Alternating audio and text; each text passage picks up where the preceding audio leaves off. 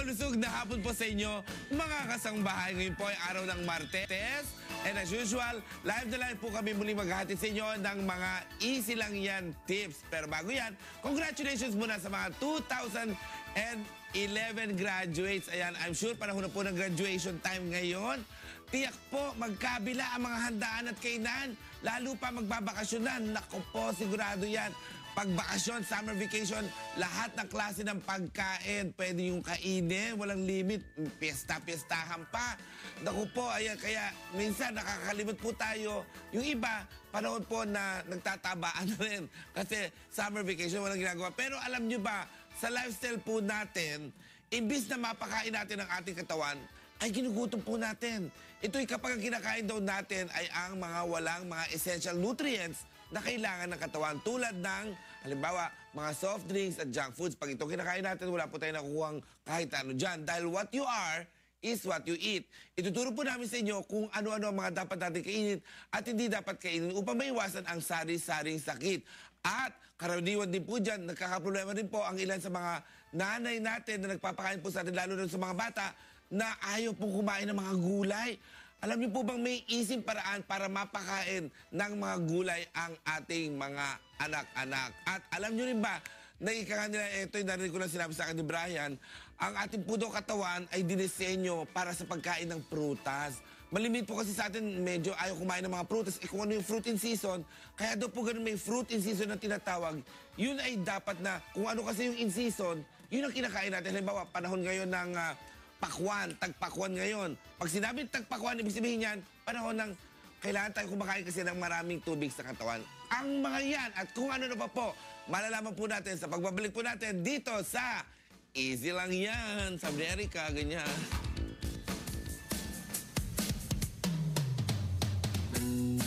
At nagbabalik po tayo ng live dito syempre po sa Easy Lang Yan. At kagaya po ng sinasabi ko kanina, alam niyo po ba, tayo daw pong mga tao ay ginawa na parang mga frugivores ang tawag. Ibig sabihin ng frugivores, tayo daw po ay mga fruit eaters. Ang ating katawan ay dinisenyo bilang kumakain ng mga prutas. Ganun po daw dapat. Kaya daw po yung intestines daw natin, mga tao, mahahaba para po ma-digest natin ng maayos yung mga prutas kasi mga fibers po yan eh. Unlike yung mga tinatawag nila na mga carnivores, ito po yung mga tigre halimbawa, na ang pagkain naman nila ay mga karne at ang mga kuko nila ay dinisenyo sa pang-grab ng things at ang kanilang intestine ay maiksi-maiksi lang para po agad nilang ma-digest po kanilang kinakain kasi nga ang karne kailangan maialis kagad sa katawan niya, ma-expel kagad sa katawan. Kaya tayo mga tao bilang frugivores, dinisenyo rin daw ang ating mga kamay sa pangkuha ng mga prutas kung yung in-season ngayon. Halimbawa, mangga. Ayan, ganun na. Kaya mga kamay natin pang ganun di ba? Pakwan, pang ganun. At kung ano daw yung in-season, yun din daw po ang dapat na kinakain natin. Kaya ganun ang panahon, halimbawa, panahon ng pakwan ngayon. Dahil siyempre, tag-init ngayon. Kaya dapat, kumakain tayo ng pakwan dahil ang pakwan ay maraming tubig sa loob. O kaya panahon naman ng tag-init, uso rin ang mangga. Dahil ang mangga po ay maasim, kailangan ng katawan natin ang vitamin C. Kaya dapat kung ano yung nauuso daw po na prutas sa panahon, yun din daw po ang dapat na kinakain natin. And speaking of prutas, nagkakaiba po tayo sa pagkain ng mga prutas. Yung iba, ayaw kumain ng prutas dahil medyo ayaw nila ng lasa or ayaw nila ng texture. Pero alam niyo po ba na mayroong paraan para po mapabilis o mapadali ang pagkain po natin ng prutas na napakahalaga sa ating katawan. Kasama ko po si Ginoong Michael Mendoza at si Dennis Panlilio. Sila po ay representative ng Koi Power Juicer. Good afternoon sa inyong dalawa. Hi, Miguel. Akala ko, April Boys yung guest ko. Ito walang dalawa ito. Okay, ang mga prutas na ito na andi dito, pwede natin gawing juice lahat to. Yes. Halimbawa, ano bang uso ngayon, prutas? For summer, uso ngayon yung watermelon. Actually, ang watermelon, 1 glass of watermelon is equals to 3 glasses of water. So, maghapon, uminom ka lang ng watermelon, tsak na maghapon, halos di ka na mauuhaw. Ayun, kaso yung iba nagkakaproblema tayo sa pagkain natin ng watermelon. Yes. Yung iba, mabuto kasi, di ba? Medyo messy. Ika nga, pagkain mo ng puro watermelon yung mukha mong ganyan. May paraan ba para mapadali o para mapaisi ang pagkain natin ng watermelon? Actually, Eagle, kaya kami nandito para ipakita kung paano natin na mapapakain yung mga bata ng mga gulay and then prutas. Kasi ang kagandahan nito, kaya mas maganda meron tayo nito sa bahay. Unlike sa, for example, bibigyan mo yung anak mo ng soft drinks. Di ba mas maganda kung bibigyan mo siya ng isang baso ng juice. Kahit everyday, so magiging healthy yung metabolism natin. Sige, halimbawa tayo ay magsimula, mamaya nga pala gulay po pag-uusapan natin. Doon sa mga nakakahirap sa pagpapakain ng kanilang gulay sa kanilang mga anak, mamaya po, prutas muna tayo ngayon. Halimbawa, ang pinag-uusapan natin ay ito. O, sangkis, paano ba natin ito mapapakain sa anak natin? Lagyan ko ng straw dito, at dire-diretso. Actually, ang sunkiss, pwede nating isama yung balat. Hey! Kaya lang dito sa Pilipinas, wala tayong fresh na sunkiss. That's why much better, ina-advise namin, ipil mo lang yung skin. Okay, alisin natin yung balat. Tanggalin mo lang yung skin. Kapag gusto mong gawa ng kagaya nito, kasi kadalasan ang mga orange juice, nabibili natin na nasa Tetra Pak or nasa bottle. This time, Masustansya ba yun, yung mga nasa Tetra Pak? actually, hindi natin masasabi na healthy kasi of course, meron siya kasamang preservative. This time, ang pinopromote natin, pure and natural juices. So kagandahan dito, hindi mo na kinakailangan tanggalan ng buto. Kasi kung ang gagamitin natin is blender, sumasama yung buto, that's why yung lasa ng orange juice natin nagiging mapait. Ayun. This time mas madali. Ang gagawin mo lang, ilalagay mo siya sa pinaka-feeder natin. Okay. So ang feeder nito So, actually, ito yung power juicer natin. Yes. Ang tawag dito ay feeder. yes, ito po yung pinaka-feeder natin actually. Malaki na yung feeder niya, that's why whole apple, whole orange, Ha? pwede mo nang ilagay Hindi mo ng lang buo. i-slice? Actually, hindi mo na kailangang i-slice Hindi mo dahil mahihirapan yan i-ano? Kasi kung ginagamit natin ay blender o kaya ordinaryo yung tinatawag na austerizer, i-slice natin yan eh.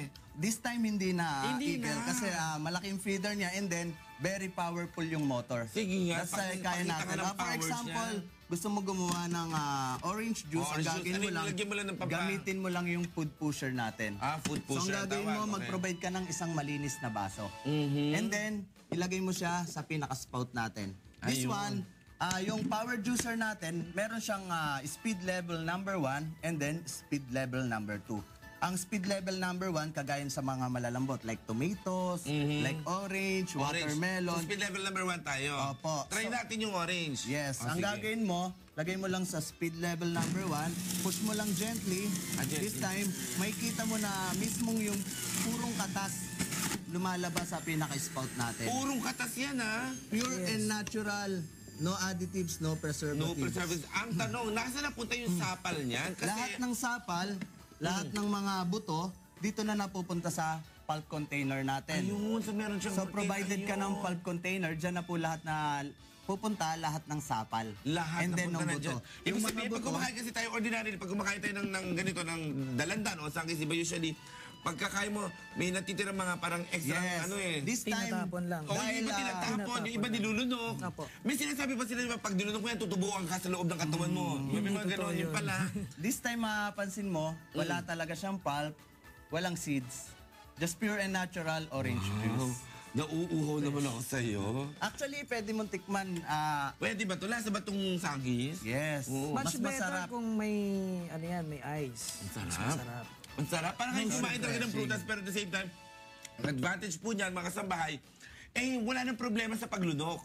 Hindi nyo na problemahin yung extra sapal na hindi nyo alam kung itatapon nyo ba, lulukin nyo ba. Yes. Pag may bisita pa kayo na medyo nakatabi nyo, nakakahiya naman na kain-kain nyo yung sapal, di ba? O kaya lulukin nyo ng hindi halata, di ba? Eto, dire-diretso na kayo at hindi pa mahirap ipakain sa mga bata. Yes. Tomatoes, pwede mo natin gawin yung juice? Of course, actually ang tomato napakalambot. Kadalasan ng tomato, nakakabili tayo ng concentrated na nakalagay sa mga lata or sa Tetra Pak. Sabi nila, pagka daw ikaw ay medyo may hangover sa pag-inom, pero masama ang pag-inom mo, ha? Yung iba daw po, ang nangyayari, umiinom kailangan dapat ng tomato juice para mawala yung hilo. Yes, and tomato juice, as we all know, this is rich in lycopene. Lycopene. So makakaiwas tayo sa heart disease at sa mga iba pang certain cancers. So mag-load ka lang dito sa feeder natin. Ganun ulit. Siyempre, dapat hugasan niyo po muna ang Opo, inyong mga this time na kamatis. nahugasan na po yan. At hugasan nyo rin So yung make mga sure na kamay. laging malinis. So Okay. mag-load ka lang.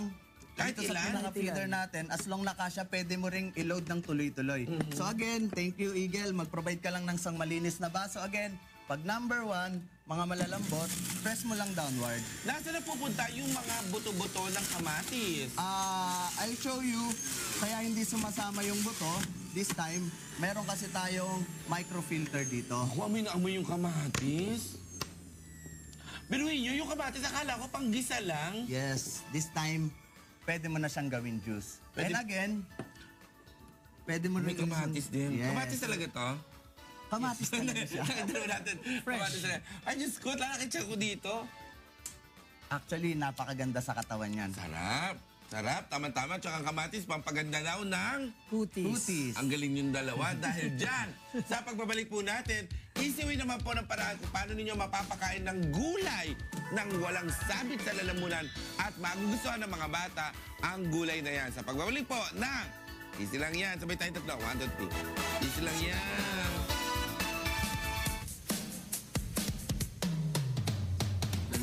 Alright, nagbabalik po tayo live to live. Dito pa rin po sa Easy Lang Yan. Kasama pa rin po natin si Dennis at si Michael ng Koi Power Juicer. Yun, dun po sa mga ina o sa mga parents na may problema po kung paano nyo pakakainin ng gulay ang inyong mga anak, mayroon pong easy paraan. Huwag kayong mag-alala, makakain po yan at makakain ng gulay sa ayaw nila at sa gusto dahil there's a better alternative at yan po ay ang paggamit natin ng Koi Power Juicer. Aalamin po natin kung paano mapapadala yung kain ng gulay ng inyong mga anak. Dennis, halimbawa, ampalaya, sus, hirap pakainin ng ampalaya ang mga bata.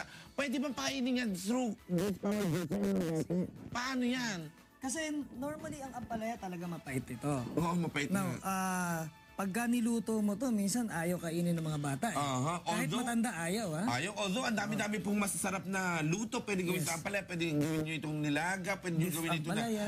lagyan ng beef, o pwede nyo lagyan ito ng Itlog. gata. Oo, Di ba, iba't marami. ibang klase? Okay. Now, para mainom to ng mga bata, no? All we have to do, cut lang natin kahit maliit lang siya. Ayun, pinutol. Hindi na natin kailangan ilagay ng buo. Okay, maliit lang na cut. Apo. Okay. Then, Teka lang, oh, Dennis, yes. meron diyang may buto dyan. May buto at merong mga kung ano-ano nasa Hindi loob. na natin kailangan Hindi tanggalan problema ng buto. yun. Linisin lang natin maigi. Okay. And then ilagay natin dito sa pinaka-feeder niya. Okay, nilagay sa feeder. Ayan, one thing, pwede kang mag-combine para mawala yung mga pait niya. For example, apple. So ibig mo sabihin, halimbawa, kung nahihirapan sila kumain ng ampalaya, Dennis, pwede lang samahan ng mansanas. Yes, Eagle. Okay, sige nga. No? Pwede mo ilagay dito. Tsaka maganda rito sa machine natin, hindi mo na kailangan balatan or slice. Bakit hindi na kailangan balatan at slice? Kasi yung pinaka-feeder niya is 75mm yung diameter nito. Ibig sabihin, direktahan mong may ilalagay Yes. ang prutas Buo. ng Halimbawa, walang balatan at ng walang tanggalan ng buto. Yes. Sana pupunta ngayon yun dito, nahihiwalay Apo, siya. dito nahihiwalay sa pinaka-pulp bill niya. Okay, so malinaw. Pinakagandahan. Kasi ang worry ng mga nanay dyan, teka muna, yung buto niyan, yung balat niyan, saan pupunta yan, di ba? Opo. Hindi po siya naisasama sa loob ng juice. Apo. Nahihiwalay po siyang kusa. Opo. Alright, sige. O, ayun, nilagay na ang pala yan. Nilagay Okay. pa Tsaka ang yung mansanas. apple. Maganda rito, kahit tatlo pwede.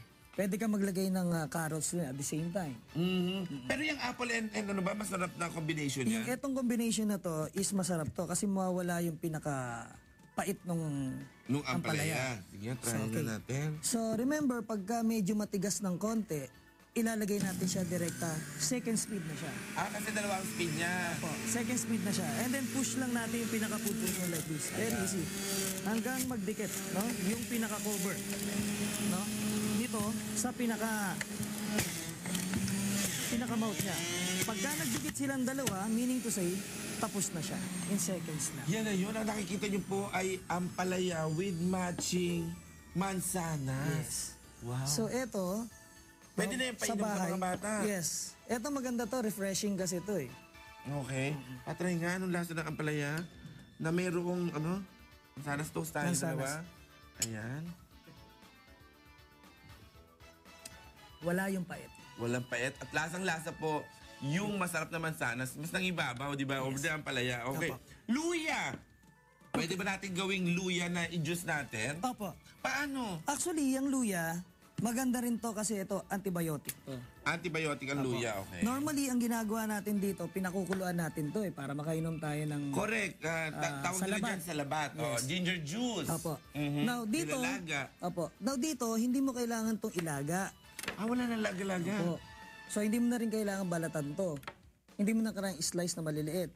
Na pwede ilagay mo ng buo dito.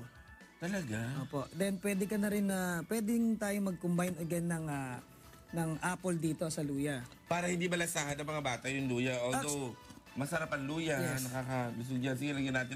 Carrots, pwede ba natin isama dyan? Pwede rin natin isama yung carrots. Pero parang mag-arang kombinasyon yun.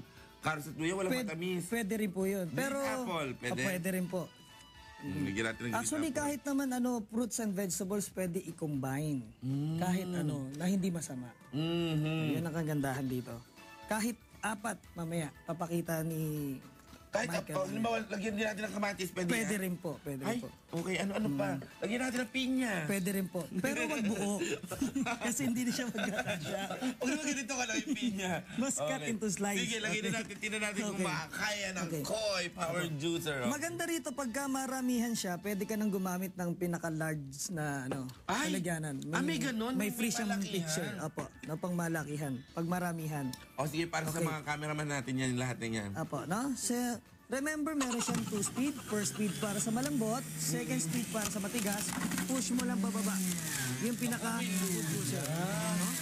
So remember, pag nagdikit yung cover tsaka yung pinaka-mount, remember, ibig sabihin, it's done. It's Tapos done. na siya. Alright, ganun po kabilis ang paraan para mapadali po ang pagpapakain natin ng mga gulay.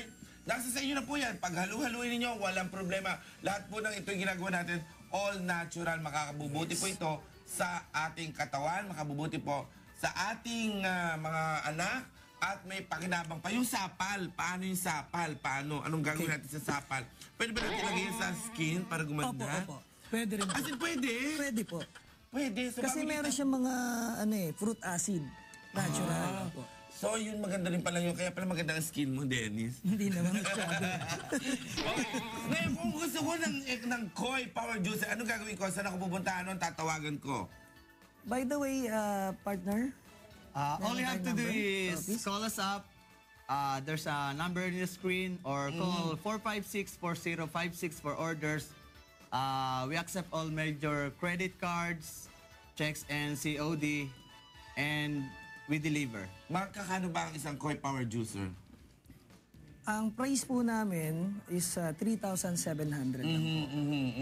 Pero kagandahan po dyan mga kasabahay, kagaya nga sinasabi ko, kami sa bahay ang ginagamit namin, Osterizer. Apo. Kung minsan naman talagang nagtsatsaga kami, naglalaga kami, time-consuming pa, naglalaga kami at nagpipiga kami para lang may labas yung tunay na juice. Meron na pong maganda at easy paraan at yan po ay ang Koi Power Juicer. Maraming salamat Michael Mendoza and Dennis Canillo. Thank you. Salamat din. Good luck sa inyo. Thank you.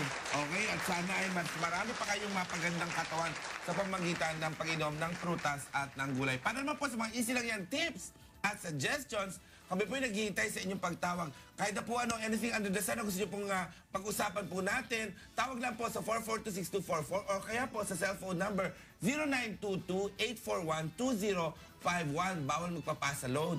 At may email at Facebook address din po kami, UNTV_easy lang yan at yahoo.com. Makapag-ugnayan lamang po sa Fruit Queen na si Beth Gamboa. Pero maraming salamat din po sa aming floor director ngayon na si Kat Raimundo at sa aming production assistant na si Erica Policarpio. Meron po tayong replay every Sunday 5:30 p.m. at samahan niyo po kaming muli sa Martes para naman po sa iba pang Learning Things the Easy Way. Ang tawag po dyan ay easy lang yan. Tandaan po natin, importante po ang kumakain tayo ng natural, kumakain tayo ng prutas, kumakain tayo ng gulay. Ito po ay mga bagay na nandiyan dyan lamang po sa ating tabi. At syempre po ito'y ginawa ng Diyos para po sa ating magandang pangangatawan. Happy birthday sa Reyes and Rose Santiago. Ayan. Abby Reyes and Rose Santiago. Al Galvez of Giselon. Maraming salamat din sa iyo. See you next Tuesday. Dito lamang po sa Easy Lang Yan sa UNTV, your public service channel.